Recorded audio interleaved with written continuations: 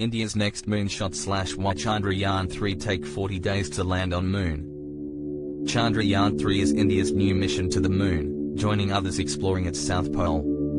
Countries like the US and China, plus private and government projects, want to study this part of the Moon for resources like water ice. India signed the Artemis Accords on June 21, a teamwork plan led by the US for exploring the Moon together. This agreement lets India work closely with the US and other countries on Moon missions. Astrobotics CEO John Thornton thinks India joining is a good sign for making friends and succeeding together. On August 23 at 12:33 p.m. UTC, India's Chandrayaan-3 mission's robotic lander, named Vikram, touched down on the Moon near its South Pole.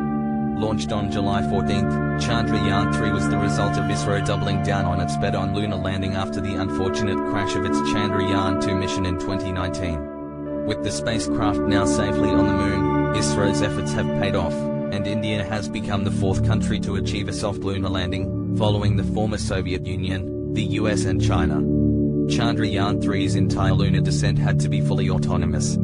So Vikram's task was to reduce its high orbital velocity to zero such that it would stay as close to its intended trajectory as possible, all the way until a safe touchdown. To do so, it needed to orchestrate the firing of its engines based on continuous measurements of distance, velocity and orientation. Evidently, these improvements have culminated in the triumphant touchdown of Chandrayaan-3. This success wasn't a given, especially when considering that 4 out of the previous 6 lunar landing attempts within the past 5 years have failed.